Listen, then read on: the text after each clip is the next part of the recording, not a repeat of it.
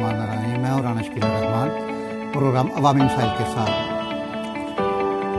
1990 की दहाई में तुर्की उस वक़्त माशरती, माशी और समाजी ज़वाल का शिकार था। इस्तांबुल शहर का सीवरेज कचरा एक गंदे नाले में गिरता था और गंदा नाला शहर से गुजरता था। पूरे शहर के माहौल में बू पैदा करता था। शराब और चरस आम थी। ख़वातीन सरों पर स्कार्फ नहीं ले सकती थी। चुनाचा हर तरफ नंगे सर और नंगी टांगें नजर आती थी।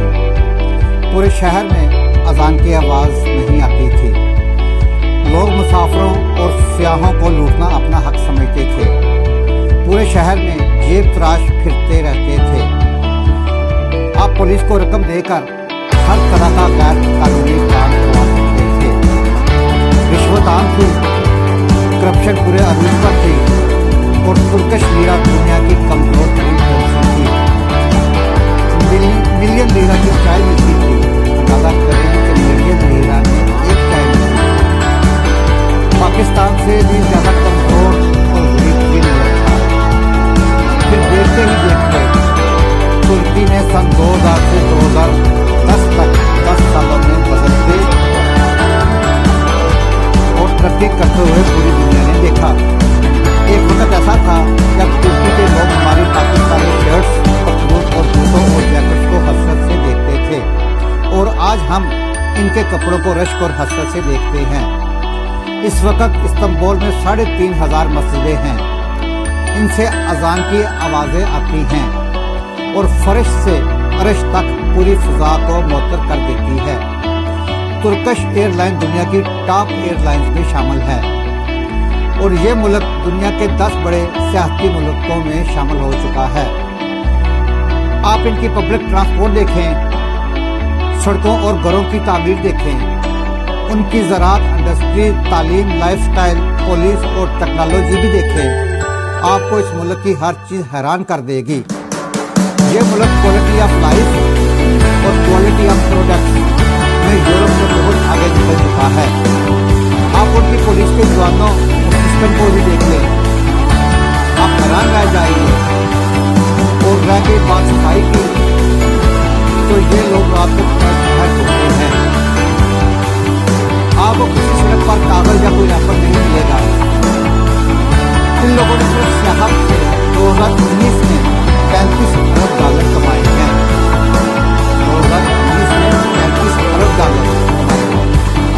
इस्तांबुल शहर में 405 स्टार होटल हैं।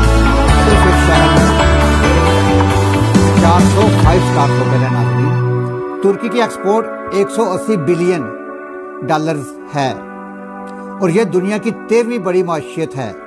तुर्की की अवाम तैयब उर्दवान की कई बेशुमार पॉलिसियों को नापसंद करते हैं, लेकिन इसके बावजूद 15 जुलाई 2016 को फौज ने इक़्तिदार पर कब्जा करने की कोशिश की तो लोग टैंकों के सामने लेट गए और ये सारी तब्दीली सिर्फ और सिर्फ 10 सालों में हुई। तुर्क सदर रजब तैयब उर्दवान ने एक तकरीब से खिताब के दौरान तुर्की में जमहूरियत के 100 साल मुकम्मल होने पर चांद पर कदम रखने का ऐलान किया।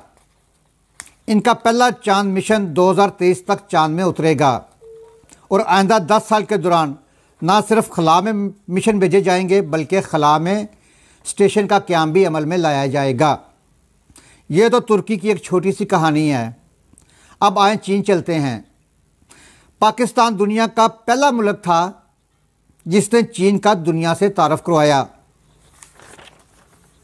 हमने 1971 में चीन का अमेरिका से रब्ता करवाया कि पाकिस्तान वो मुल्क था जिसने 1971 में चीन का अमेरिका से रब्ता करवाया और PIA दुनिया की पहली एयरलाइन थी जिसने चीन की सरजमीन छू कर देखी और ये पाकिस्तान ही था जिसने चीन को पहले 3 तैयारे तोहफे में पेश किए और आज उनका कमाल देखिए, दुनिया की सुपर पावर बन गया। तिब्बत दुनिया की छत है। सतह समुद्र से इसकी बुलंदी औसतन 15,000 फुट है और इतनी बुलंदी पर ऑक्सीजन की कमी कुदरती बात है। दूसरा, तिब्बत में दरख्त बहुत कम है। आपको संगलाख चट्टानों के सिवा कुछ दिखाई नहीं देता। दरख्त ऑक्सीजन की फैक्ट्रियां होते हैं। वहाँ गाड़ियों से लेकर दुकानों, रेस्टोरेंट्स, होटल्स, घरों तक हर जगह ऑक्सीजन के सिलेंडर मिलेंगे।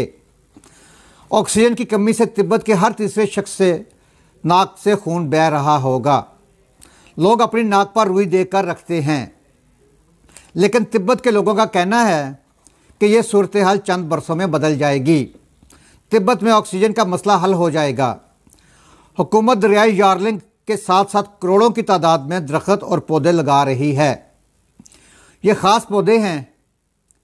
ज़राई माहिरीन ने ये तिब्बत के एक्सट्रीम मौसम को देखकर तैयार किए हैं। ये तेज़ी से जड़ें पकड़ रहे हैं, चंद बरसों में बड़े हो जाएंगे और यूं तिब्बत में ऑक्सीजन का लेवल बढ़ जाएगा। 300 किलोमीटर दरियाई यार्लिंग बिलियन ट्री सुनामी बन जाएगा। पहाड़ों पर भी मिट्टी डालकर दरख्त और पौधे लगाए जा रहे हैं। चीन का दूसरा कमाल देखिए, दरियाई यार्लिंग पर डैम्स की तामीर जारी है। 70,000 फुट की बुलंदी पर 3 बड़े डैम्स बना दिए हैं और मज़ीद 8 डैम्स और बन रहे हैं, और ये तमाम डैम्स एक ही दरिया पर हैं। आप ज़रा तसव्वुर कीजिए, एक ही दरिया पर 11 बड़े डैम्स, और वो भी 70,000 फुट की बुलंदी पर। ये लोग वहाँ मटीरियल कैसे लेकर गए होंगे और उन्होंने इतने शदीद मौसम में काम कैसे किया होगा, अक्ल हैरान रह जाती है। लेकिन इससे बड़ी हैरत यह है कि ये प्रोजेक्ट वो मुल्क बना रहा है जिसके इंजीनियर्स 40 साल पहले उनके इंजीनियर पाकिस्तान के डैम्स देखने आते थे। ये लोग हमारे डैम्स पर रिसर्च करते थे, मगर आज हम कहाँ हैं और चीन कहाँ खड़ा है। दुनिया में इस वक्त सबसे ज़्यादा डैम्स चीन में हैं। इनकी कुल तादाद 98,000 है और इन डैम्स में 23,841 बड़े हैं। चीन इन डैम से 1 लाख मेगावाट बिजली हासिल करता है, जबकि हमारे पूरे मुल्क को 18,000 मेगावाट बिजली चाहिए और हम आवाम को ये भी फराहम नहीं कर पा रहे। और ये सब चीन के सियासतदान, ब्यूरोक्रेट्स और मालियाती अदारे मिलकर काम करते हैं। और आज चीन एक सुपर पावर है। अब आ जाए बांग्लादेश की, जो 1971 से पहले मशरकी पाकिस्तान था और उसके बाद बांग्लादेश बन गया। 50 से 51 सालों में हमसे बहुत आगे निकल चुका है। कुछ अर्सा पहले पाकिस्तान की सारी इंडस्ट्री बांग्लादेश ट्रांसफ़र हो गई थी और बांग्लादेश इस वक्त हमसे बहुत आगे निकल चुका है। अल्लाह सुब्हान ताला ने उनको क्या बड़े दिमाग दिए हैं, या बांग्लादेश लोगों के पास 10-10 बाजू हैं? उन लोगों के पास क्या है जो हम पाकिस्तानियों के पास नहीं है? ज़रूर सोचिएगा और अपनी आंखें खोलिएगा। ये सवाल बहुत अहम है। हम जिस दिन इन सवालों का जवाब तलाश कर लेंगे, नाजरीन आप यकीन करें, हम उस दिन चीन तुर्की बन जाएंगे। लेकिन अफसोस, हम सोचने के लिए तैयार नहीं हैं और ना ही आंखें खोलने के लिए तैयार हैं। प्यारे नाजरीन आप यकीन करें, चीनी तुर्किश हमसे ज़्यादा ज़हीन नहीं हैं और ना ही हमसे ज़्यादा हार्ड वर्कर हैं। हम आज भी इन्हें बल्कि दुनिया के दूसरे बड़े मुल्कों को भी हरा सकते हैं, मगर उसके लिए चंद बड़े फैसले करना होंगे। काम करने वालों को इज्जत देनी होगी, हौसला अफजाई करना होगी। जिसने पाकिस्तान को एटमी ताकत बनाया,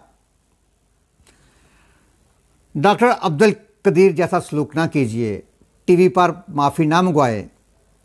पिछले दिनों एक अदालत में आहत चीमा को मुबारकबाद दी गई, शहबाज शरीफ मिले और मुबारक दी कि चीमा साहब मुबारक हो, ऑरेंज ट्रेन लाइन चल पड़ी है।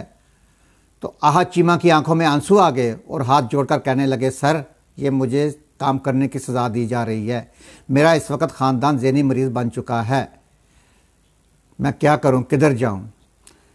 नाजरीन, पाकिस्तान को बने हुए 74 साल हो गए हैं। मेरे प्यारे वज़ीर आज़म साहब, खुदारा ज़रा सोचिए और आप इस मुल्क के हीरो बन जाएं।